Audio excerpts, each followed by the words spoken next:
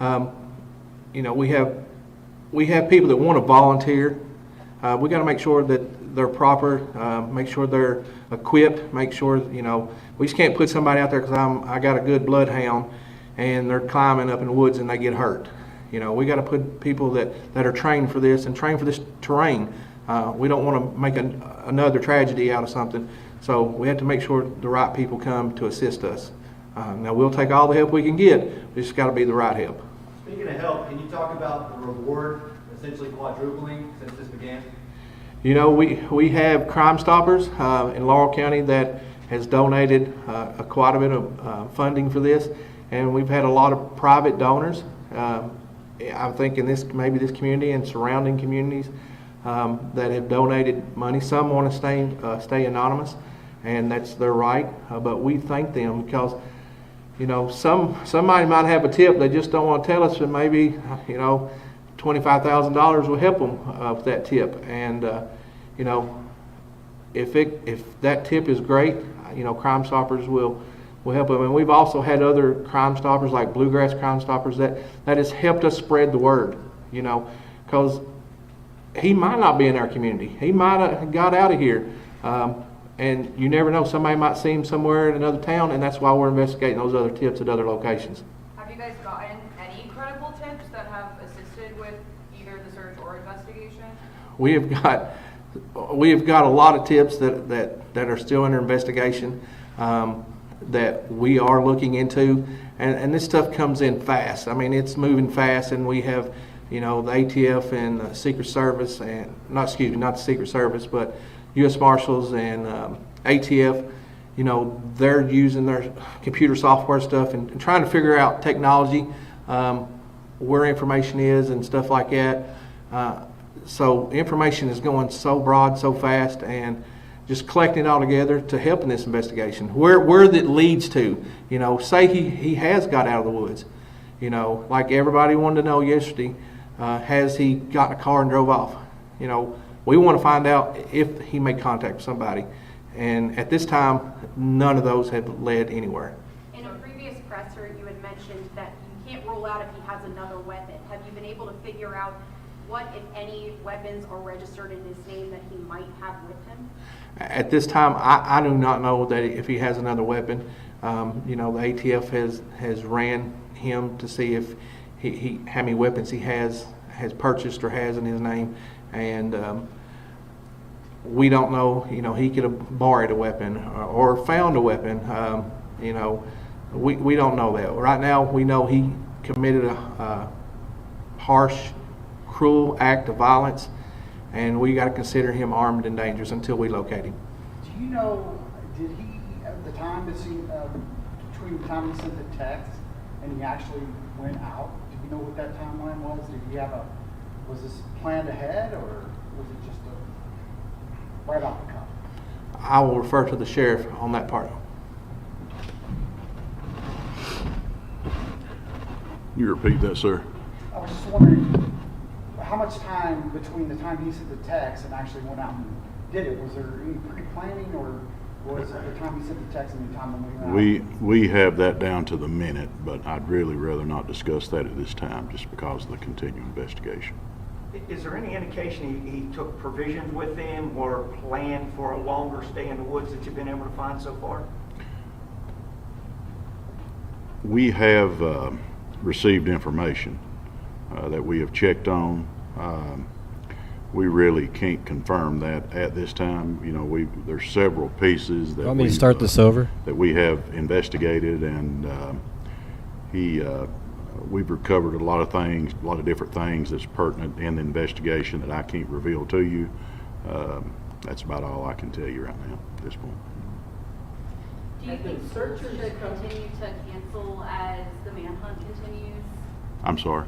Do you think schools should continue to cancel as the manhunt continues? Well, you know, they've chose to, and that's strictly, I've spoken to a lot of superintendents and personnel at the different schools, and they've chose to do that just as a safety precaution. You know, we can't advise as Scotty said yesterday, we can't advise the superintendents on what action to take. That's solely up to them. A lot of businesses maybe, you know, they're doing outside drive-throughs only and locking the doors, and that's just a precaution. You know, if anybody wants to take a precaution, that's really left up to them. We're not putting nothing out on it.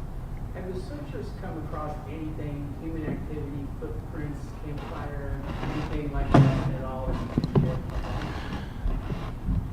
Well, the first night of the shooting and the next day, we did locate items that the sheriff's department and them had collected, and some of those items it's part of the evidence, but it's also some of the reasons we're still remaining in the woods, because we have nothing to say, hey, let's go outside of the woods, because we think that's where he's at due to some of that evidence. Now, I can't get into the evidence that was collected or found, but you know, we're going to stay in there until we find him, until stuff takes us to another direction. And I believe the citizens, you know, if we just packed up the citizens of Lower River Road and Rockcastle County, they expect us to stay there as long as we can until we come to resolve to find, you know, Mr. Couch, or till we prove that he is no longer there. And you know, that's why we do this job, is to protect the citizens. Sir, is there anything new over the last 24 hours? Do what, ma'am? Is there anything new that you have uncovered over the last 24 hours since your last press conference? You know, in the investigation part of it, I can't answer to that. You know, the sheriff's department's done a great job. They're working with us and our partners. I think the technology that we've got that's been coming to us, and the use of the more helicopters, we're going over a more vast area and more drones coming there. You got to look. You get a drone, oh, it's fancy. Well, drone only lasts about an hour or so up in the woods, and when you're covering such a big area, and that battery don't last long, you have to bring it in and charge it. And just like a helicopter, you got to bring it in and get fuel in it. And at nighttime, it's not safe to have, you know, officers in the woods tromping around when they can't even see, you know, 5 feet in front of them. I've sent video out, you've seen, and that's probably a very minute video of really where they're going. I mean, that's they didn't have the pictures of the cliffs and the fall offs and stuff. So it's we're in a short period, and especially with our helicopters, you know, if you know that area, if you drive through there in the morning, from about to about 10:30, there's fog. It's a real thick fog area, so us getting up in the air at certain times, you know, our time's crunched a little bit, but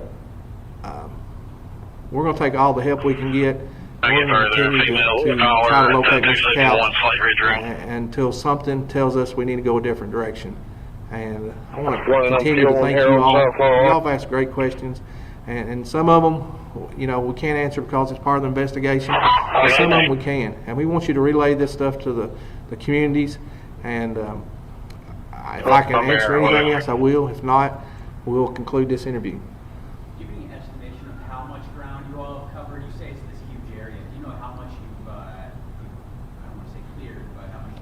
Well, our ground teams, you know, there's like snails. They're going very slowly to make sure they don't leave anything unturned. You know, it might be a tree that's knocked over and doesn't look right the way it's knocked over, or something, a piece of trash on the ground, or candy bar wrapper, anything like that. I mean, we have to collect those, and because that might be part of the evidence. The helicopter, now, they can get up and they can look at a large distance, and you know, the drones, not as much as a helicopter, but we cover a lot of ground with the helicopters. Can you tell us about any of the technology on those helicopters? Are they using that FLIR, that body heat, that sort of thing? And this time of year, do the leaves interfere with that, or have they been helpful? Well, right now, like you said it, the leaves, it's real thick. There's leaves are not, it's not really got cold enough to start, the leaves start, you know, falling right now.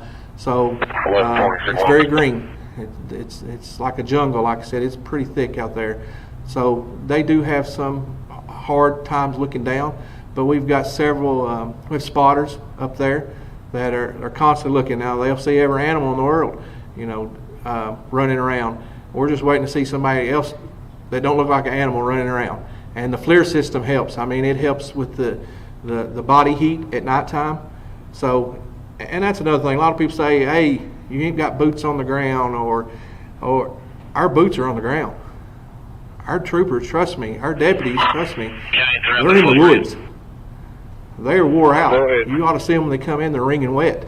They are on the ground walking through these jungles. And in every imaginable terrain that you could think of. And you've seen it. You've seen the aerial. You've seen some of the walking. It's not an easy task. And they're doing that to make this community safer. And at nighttime, our helicopters are flying. They can FLIR. They're looking for heat sources.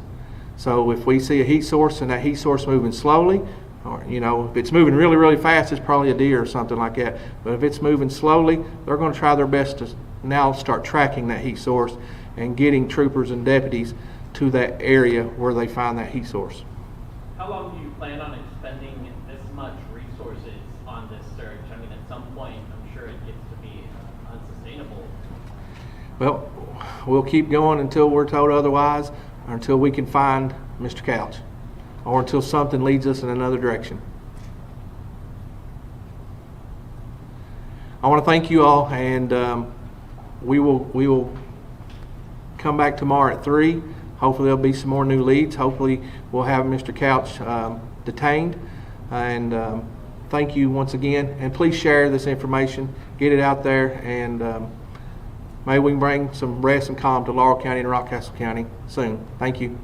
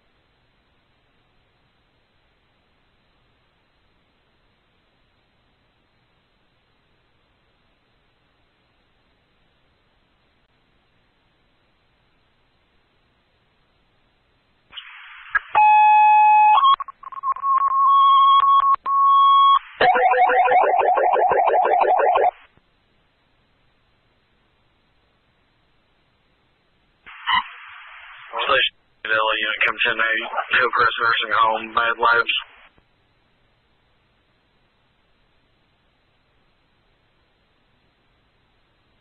Which one? Huh?